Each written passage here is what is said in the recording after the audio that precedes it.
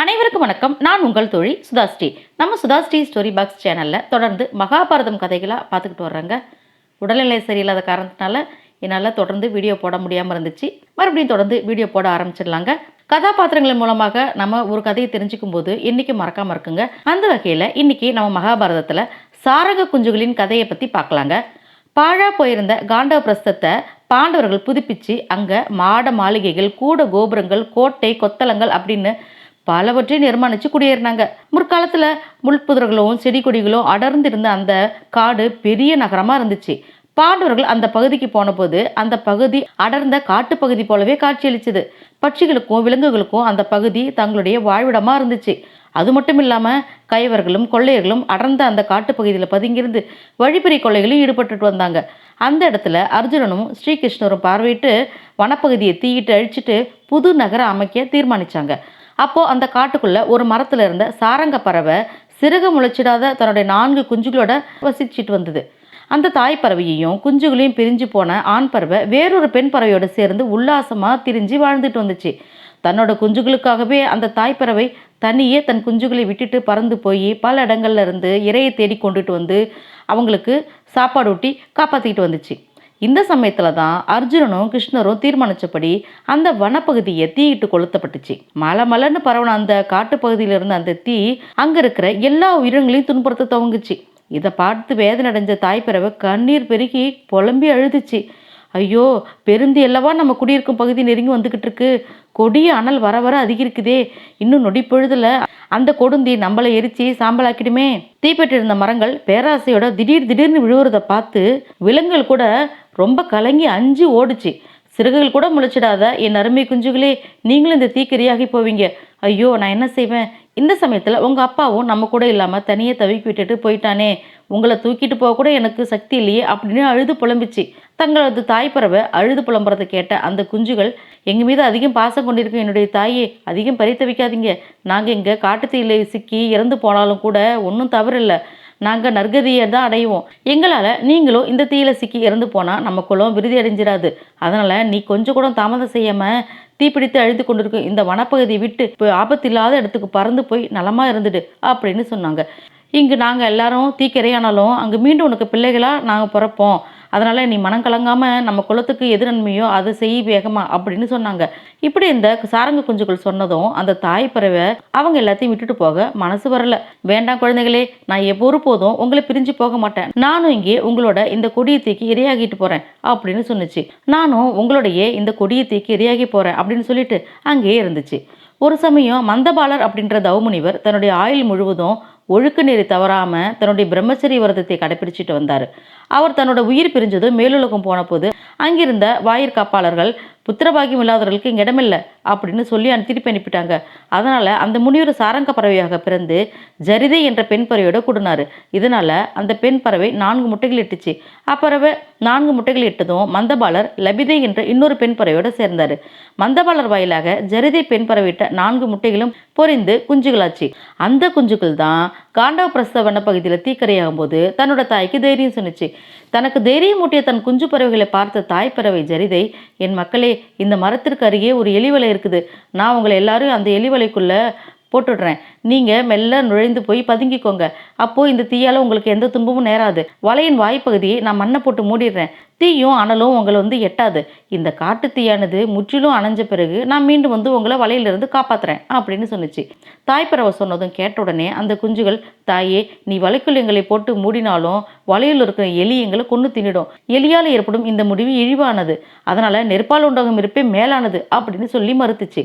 மக்களே, எலிக்காக நீங்கள் பயப்பட வேண்டாம். இந்த காடு தீப்பிடிப்பதற்கு கொஞ்ச நேரத்துக்கு முன்னாடி தான் வலையில் இருந்த எலி வெளியே அந்த எலியை ஒரு பருந்து தூக்கிட்டு போச்சு.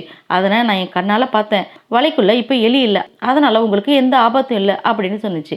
தாய்ப்பறவை இப்படி சொன்னதும் அந்த குஞ்சுகளுக்கு வலைக்குள் போக மறுத்துச்சு. தாயே, வலைக்குள் வேறு எலிகள் நிச்சயம் இருக்கும். ஒரு எலி மட்டும் பருந்து கிரையானதுனால ஆபத்து நீங்கிட போகிறதில்ல. நீ விரைந்து போய் உன் உயிரை காப்பாற்றிக்கோ. தீ ரொம்ப வேகமாக நெருங்கி வந்துக்கிட்டு இருக்கு. அந்த தீயானது இந்த மரத்தை பற்றி கொள்றதுக்கு முன்னாடி நீ பறந்து போயிடு. வலைக்குள்ளே போய் பதுங்கிட எங்களால் முடியாது. நீங்கள் எங்களுக்காக நீங்கள் எதுவும் வருத்தப்பட்டு உங்கள் வீரை நீங்கள் தியாகம் பண்ண வேணாம். எங்களுக்காக வருந்தி நீ ஏன் உயிரை தியாகம் விடுற? நீ யார்? நாங்கள் யார்? நாங்கள் எந்த விதத்தில் உனக்கு உதவியாக இருந்திருக்கிறோம்? ஒன்றும் இல்லையே. நாங்கள் பிறந்ததால தான் உனக்கு கஷ்டம். எங்களை எங்கள் விதிப்படி விட்டுடு. உன் இளமை இன்னும் உன்னை விட்டு அகலலை.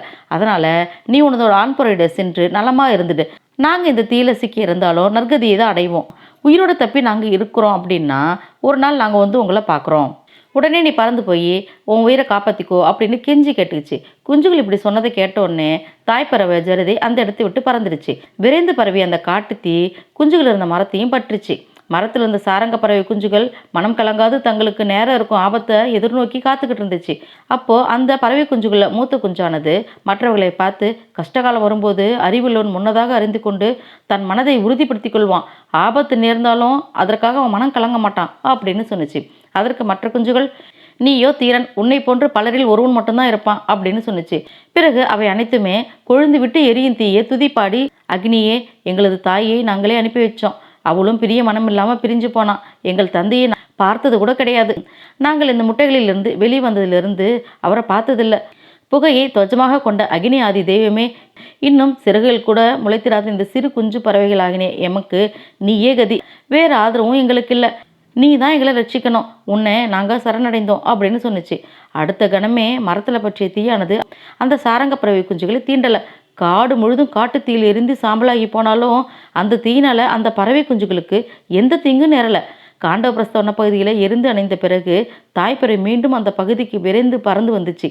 அதே மரத்தில் தன் குஞ்சுகள் நான்கும் எந்தவித துன்பத்திற்கும் ஆளாகாமல் சந்தோஷமாக எதிர்பார்த்துட்டு இருக்கிறத பார்த்த உடனே ரொம்ப மகிழ்ச்சி அடைஞ்சிச்சு. அதே சமயம் அந்த பறவை குஞ்சுகளின் தந்தையான ஆண் பறவை தன் புது இணையான லபிதையிடம், ஐயோ என் குஞ்சுகள் நான்கும் தீக்கிரையா இருக்குமே அப்படின்னு வருந்தி அலறிச்சு.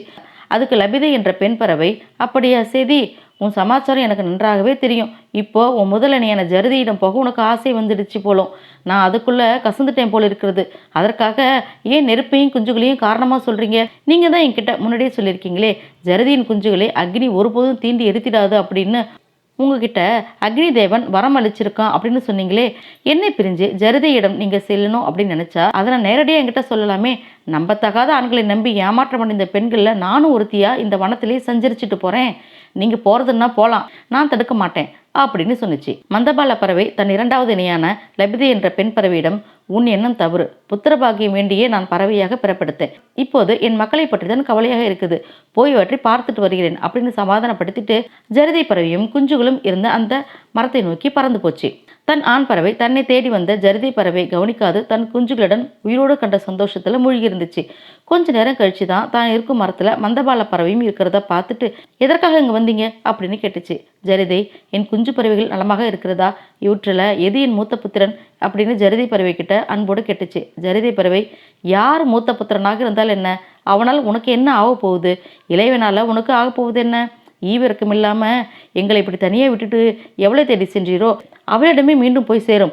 நீங்களும் அவளும் நலமாக இருக்கலாம் அப்படின்னு சொன்னிச்சு. அதை கேட்டதும் மந்தபால பறவை, புத்திரர்களை பெற்ற பெண் பிறகு தன் புருஷனை லட்சியம் செய்ய மாட்டாள். இது உலக வழக்கம். ஒரு குற்றமும் அறியாத வசிஷ்டரை கூட அவ்வாறு தான் அருந்ததி அலட்சியப்படுத்தினாள் அப்படின்னு சொன்னிச்சு.